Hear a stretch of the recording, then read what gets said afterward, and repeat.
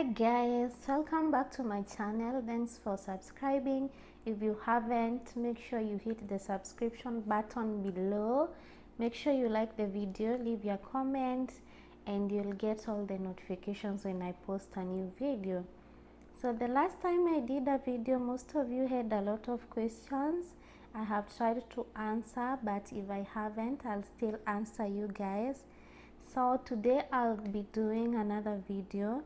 I want to tell you the expectations. It's like expectations versus reality.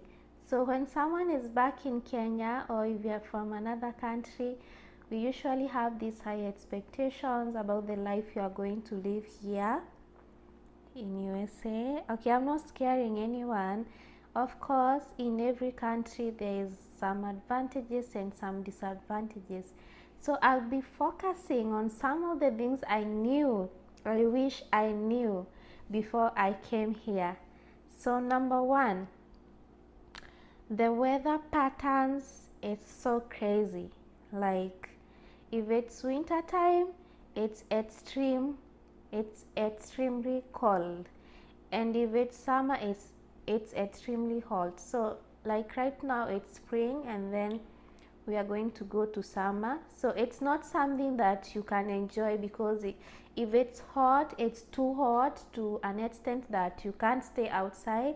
If it's cold, it's also extremely cold that you can't stay outside. Like it's a struggle. It's not the weather pattern that I was used to. So I came during winter and I struggled a lot, even with the jackets and everything that you are told to buy. It's never enough. People lie to you. Oh, I don't know how many sweaters, buy this jacket and everything. But the only remedy is just staying indoors, because out there it's just bad. Yeah, so weather is something that you get shocked about when you reach here, because I'm used to the July weather, the kabaridi of July in Kenya, and then you think, oh, it's too cold. Wait until you reach here. It's too bad. So number one is weather pattern. It's too bad. So number two, wale watu mnapenda sherehe, this is for you. There's no social life here. When I say about social life, people think that because you have a lot of money here, that you can go out every time you feel like and everything. So first of all, here in US, you cannot drink and drive. Like, that's an offense. It's not like in Kenya, where you are going to go to sherehe and then drive yourself back home and everything. Here, if you are found drinking and driving, that's a very big offense. And also, there's no one to party with. People are too busy. People are too busy to go out and do all those kind of stuff. People work day and night. Yeah, it's a 24 hours economy. Like for me, I work at night. I start working at 11 up to 9 a.m. and so you see, so the rest of the day, like people have different times of working. So maybe your friend works during the day, the other one works at night and everything. Like there's no social life here. You are just alone. People, you get so lonely. So the good thing about my company is that you have a lot of Kenyans. That's the only thing.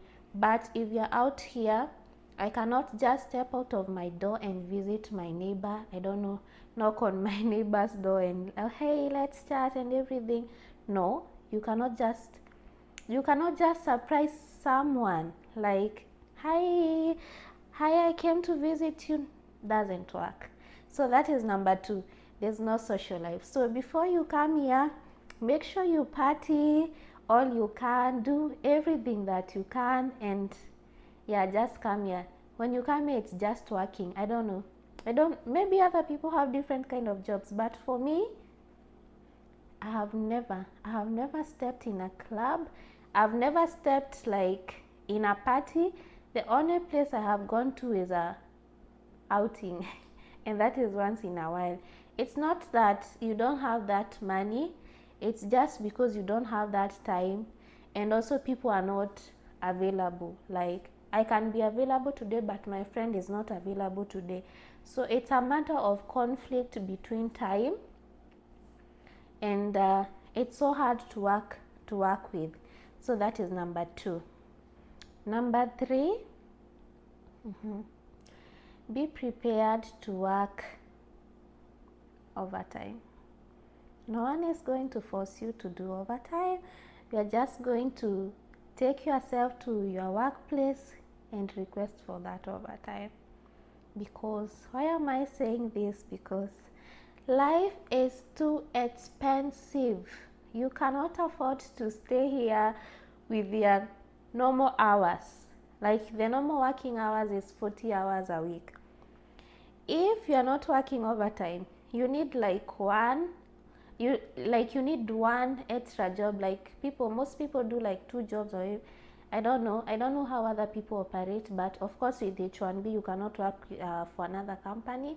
So the only option I have is working overtime. Baby girl, that's being a slave queen and everything ends in Kenya. When you come here, you'll just do any type of jobs. Okay, I don't even know how to explain this. You'll be working extra hours just to survive here. So what happens, like where I work, when you work overtime pays more than the normal hours. So when you do many overtime, you are likely to end up having a lot of money than just working 40 hours. So, like for example, the house I'm in, yeah, there's a 2-bedroom. This is $1,700.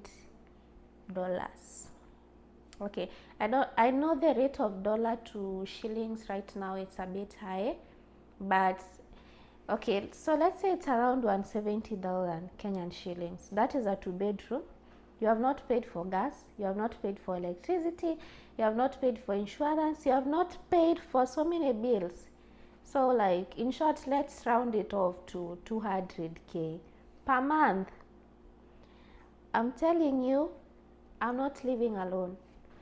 That is me and my roommate. So we have to contribute like 100K, 100K Kenyan shillings per month to retain this house. And there's no like, oh, I'm going to talk to the landlord so that he can extend my rent and everything. Forget about it. There's an agreement, there's a lease agreement, and you have to honor it the day you said you'll be paying rent. So if the rent is supposed to be paid on 5th, make sure you have that money by 5th. So you cannot sleep. How are you going to sleep and you have rent, you have all those bills? People back in Kenya are waiting for your money. I don't even okay, so in short, what I'm trying to say is that you have to work. You cannot survive here without working. I don't know, unless your husband is okay. Let's say for the married couples, maybe your husband is working and you can survive on that salary. It's okay. I don't know how people do it, but yeah, some people do it like that. If you have kids, you have to take care of and everything. So that's it. Okay, the next point, is it number 3 or number 4? Number 4.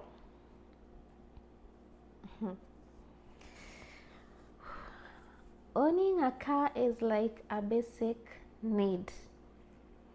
You see the way you cannot survive without your phone for 2 weeks. Those people are addicted to TikTok, social media, YouTube. Even without the simple kabambe, the small phone,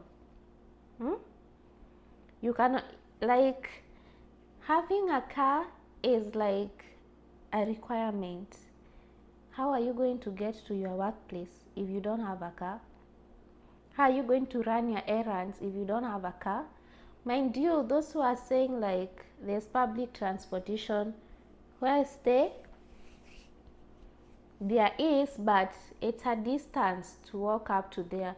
What about when it's during winter? How are you going to walk up to there? when you count the cost of taking an Uber, it's so expensive. Like the distance of about 3 minutes, you're going to pay like $8. You see, you need a car. Everyone needs a car. Like even if you have a husband and a wife, everyone needs his or her car. So the first thing you do when you come here, it's to save money and buy a car. Insurance you pay monthly for that car. You have to count the cost of gas and everything. So you need it. Even if you have friends, maybe they cannot keep on taking you to work every day. Like there's no one here who does free work. Every service, you have to pay for it. So that's it. Number 5, services are so expensive. These are to my ladies back in Kenya. You go to salon and then you pay 500 shillings or you pay 1,000 or everything to have your hair done, neatly done. Just come here. Whew. The cost is around $170. It's around 17,000 to have your hair done. Don't ask me how, but before you come here, learn that skill of braiding hair. You can make a lot of money as a side hustle. Yeah, so that's what I do. So like here I know a lot of Kenyans, so we usually braid each other. As for me, I braid my own hair because I know how to do it. But if you don't know, be prepared to shave that hair or be prepared to pay that money if you have that money. So guys, sorry for the noise at the background. I'm in the kitchen. The fridge is making a lot of noise, so but I hope you can hear me. So if you don't want to pay all those bills, be prepared to do it on your own. Is it called DIY? Inaitwa DIY or inaitwa aje? Be prepared to do it on your own or pay that money. Okay? So the next thing, that is point number, I don't know that is point number what. Things are so expensive. And I think the item, when you pick the item on the shelf and everything, that is before tax. So after tax, of course, it's going to get higher. I don't know, like people, there are so many states here. I don't know if it applies to everywhere in US or I'm in New York, so I don't know, but here the taxes are, yeah, you're going to find it yourself. So things are so expensive. So what you do, you just have to like budget. Of course there's that money, but at the same time you don't want to use all your money buying like expensive stuff, unnecessary things and everything. So the main goal is to come here, work, save. Okay, not for everyone, as for me, like invest, you know, because the working visa is for a certain period of time, unless you have like citizenship and you know you are going to be here forever. But if you're someone like me, who knows, you are going to be here for a certain period of time, maybe 3 or 6 years and everything, then you have to be really smart. So you don't want to spend all your money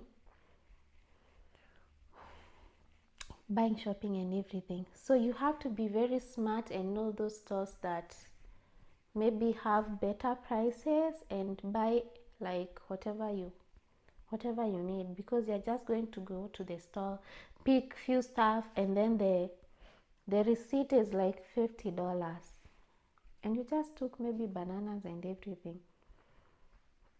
So that's it. So this is part 1 of the video. If you would like part 2 of things that I wish I knew before I came here, make sure you subscribe and leave a comment. Yeah, and just to give a disclaimer, I know some people come at people living abroad, oh, you're scaring us, oh, what. There are so many advantages. So if you want me to do a separate video on advantages of staying here, you can also comment on that. But I'm not discouraging anyone. I'm encouraging people to come here and find that extra coin that you need. There are so many job opportunities. I'm not scaring anyone. So baby girl, baby boy, if you feel like you belong here and you can survive all those things, come. Yeah, if you get a chance, I cannot tell you like don't come here or everything. Come. If you get a job here, come. If you get a green card, come. If you get a H4 visa, if you have a husband here, also come. Yeah. So like whatever the way you decide to come here, like whatever the means you want to use or everything, if you are lucky to find a way of coming here, just come. So until next time, I'll talk to you guys. It was so nice. The last time I did a video, most of you watched it and most of you are subscribing to my channel. So let's go to my likes now. So make sure you like the video, share the video, and bye bye.